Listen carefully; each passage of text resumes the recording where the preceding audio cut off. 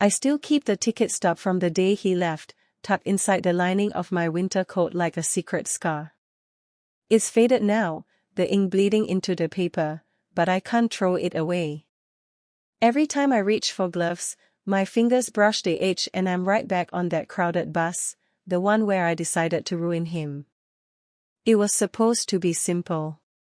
One push of a button, one whispered accusation, and the man who shattered me would finally feel the weight of his own cruelty. I rehearsed it for weeks, how I'd stand close, let my voice crack just enough to sell the lie, watch the color drain from his face as strangers turned on him.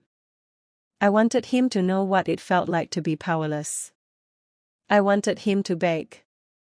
But when the moment came, when his eyes met mine across the aisle and widened with recognition, something inside me fractured. Not the clean break of revenge, but the messy kind that bleeds. Let me take you back to the beginning, before the rage, before the plan. Before I became someone I didn't recognize. His name was Luca. We met at the old record shop on Elm Street, the one with the creaky wooden floors and the owner who always smelled like pipe smoke and peppermint. I was flipping through the jazz section, searching for my grandmother's favorite Billie Holiday album, when I felt someone watching me. Not in the creepy way, more like the air had shifted, like the room had tilted toward him. He was leaning against the counter, one thumb hooked in his belt loop, the other holding a worn copy of Kind of Blue. His hair was too long, curling at the collar of his flannel shirt, and when he smiled, it was crooked. Lopsided. Real. Looking for something specific? He asked, voice low enough that I had to lean in to hear him over the scratch of vinyl. My Nana's birthday, I said. She swears Billie Holiday saved her life in 1962. He laughed, not the polite kind, but the kind that starts in the chest and spills out like it can't be contained. My grandfather said the same thing about Miles Davis. Different war, same salvation. We ended up talking for 2 hours. About music, about grief, about the way certain songs feel like home even when you're far from it. He knew the exact moment in God Bless the Child where Billie's voice cracks, just enough to make you believe she's singing directly to your broken parts. When the shop closed, he walked me to my car even though it was only 20 feet away, and the rain had started, soft and steady. Here, he said, pulling an umbrella from his backpack. It was bright yellow, the kind kids use, with cartoon ducks marching around the edge. My niece left it in my truck. She'll never forgive me, but you need it more. I took it. Our fingers brushed. The rain smelled like wet pavement and possibility. That night, he texted me a playlist. 12 songs, no explanation. The first was La Vie en Rose, the Edith Piaf version. The last was The First Time Ever I Saw Your Face, by Roberta Flack. I fell asleep with headphones on, his name glowing on my phone screen. The first kiss happened 3 weeks later, on the pier at dusk. We spent the day at the farmer's market. He bought me a peach so ripe it dripped down my wrist, and he licked the juice from my skin without asking, eyes locked on mine like a dare. Later, when the sky turned the color of bruised plums, he pulled me behind the old lighthouse. I've been thinking about this since the record shop, he said, voice rough. Then his mouth was on mine, tasting like salt air and peaches and something darker, something that felt like falling. We were one of those couples people hate. The ones who finish each other's sentences, who slow dance in grocery store aisles, who leave sticky notes in each other's pockets that say things like "You are my favorite song" and "Don't forget to breathe." He called me Junebug because I hummed when I was nervous. I called him Blue because his eyes changed with the weather, storm gray when he was thoughtful, ocean bright when he laughed. He worked as a paramedic, night shifts mostly. I'd wait up with terrible coffee and worse jokes, tracing the freckles across his shoulders while he told me about the calls, the heart attacks, the overdoses, the little girl who asked if her daddy was going to heaven. He never sugarcoated it. Said the job taught him that love wasn't grand gestures. It was showing up at 3 a.m. with a flashlight and a heartbeat. I believed him. The promises came easy.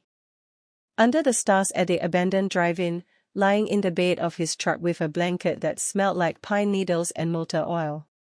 When I'm 40, he said, I want to wake up to your terrible singing every morning.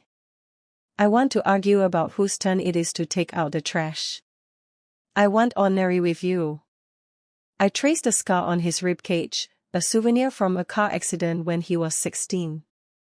Ordinary sounds perfect, I whispered. We planned a future in tiny, perfect moments. The house with the wraparound porch. The dog named Coltrane. The garden where I'd grow tomatoes and he'd pretend to hate them but eat them straight off the vine. He even started saving little bits from each paycheck, tucked into a mason jar labeled Junebug's tomatoes. Then came the crack. It started small. A missed call here, a cancelled date there. He'd come home smelling like hospital soap and someone else's perfume, something expensive, not the cheap vanilla body spray I wore. When I asked, he'd kiss my forehead and say, long shift, babe.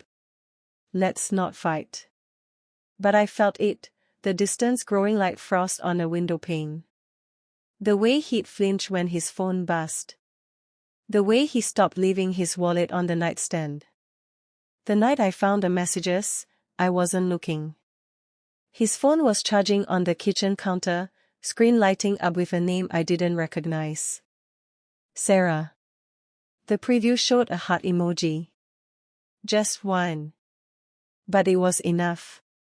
I read them all.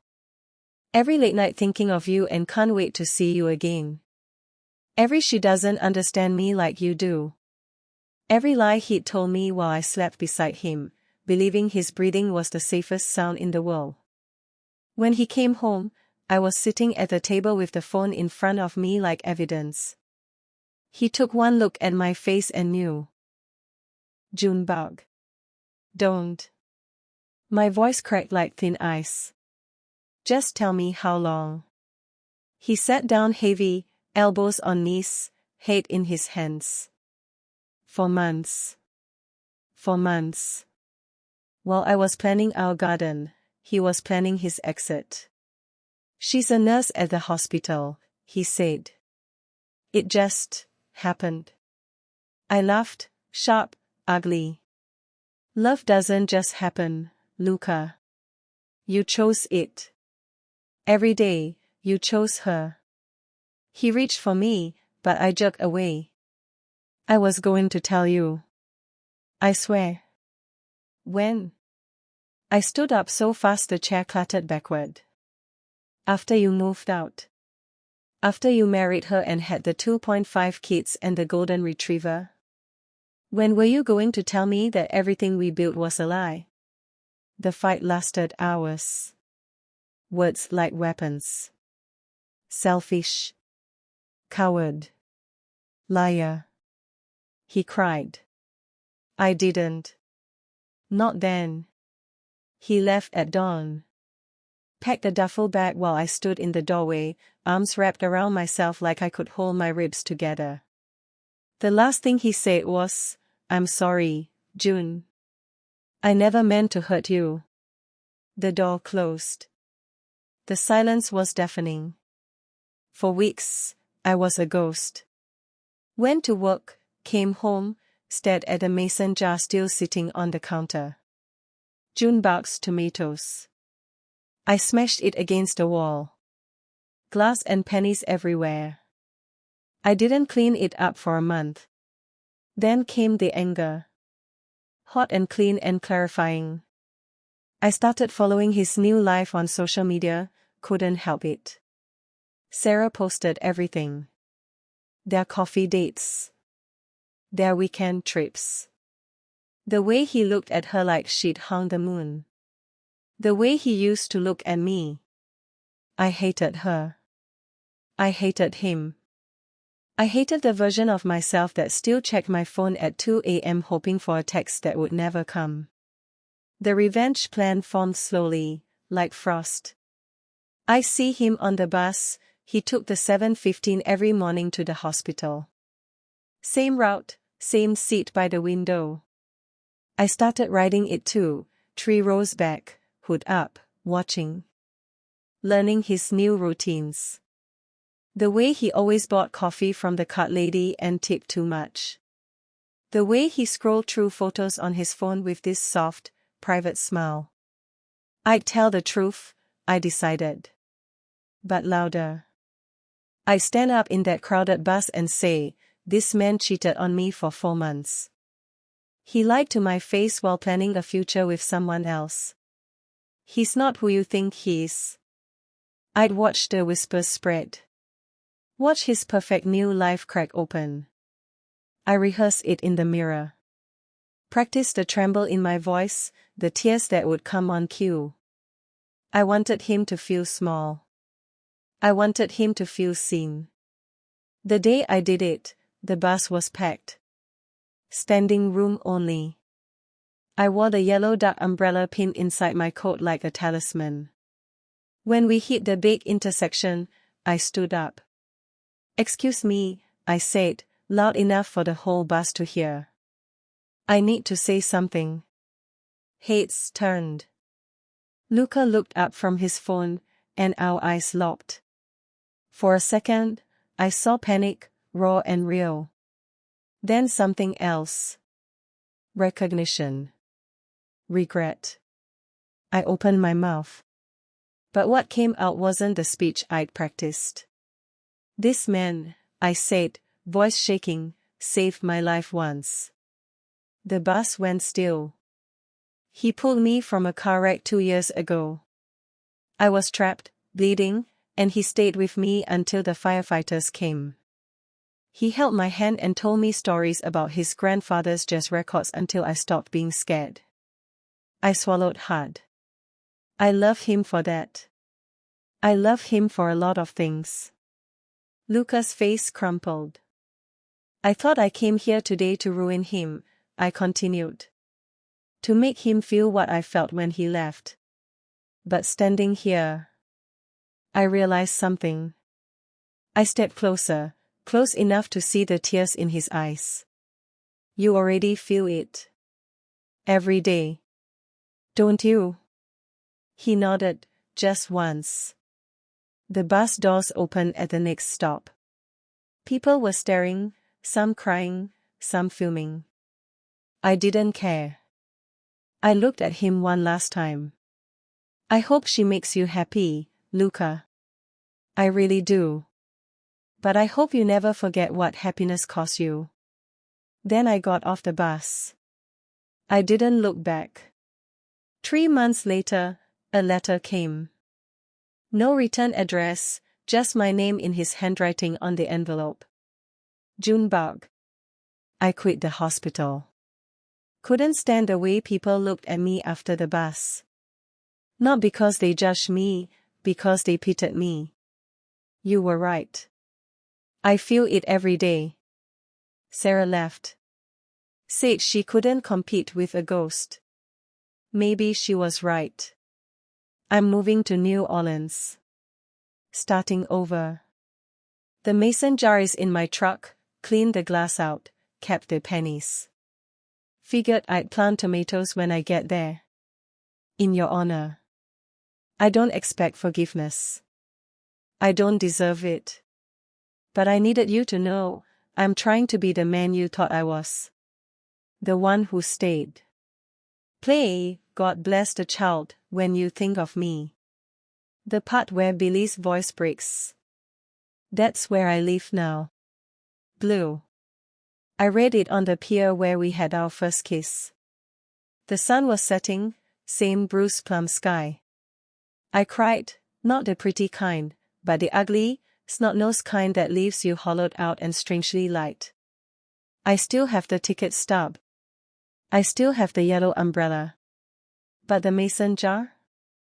I filled it with soil and planted cherry tomatoes on my windowsill. They're growing crooked, but they're growing. Sometimes love isn't about getting even.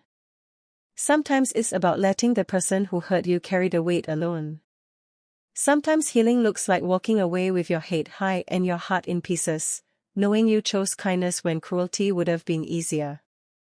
Lucas in New Orleans now. I check, the tomatoes are thriving. He posts pictures sometimes. Just the plants, never his face. But I know that crooked smile is there, somewhere behind the leaves. This is my heartstring. What's yours?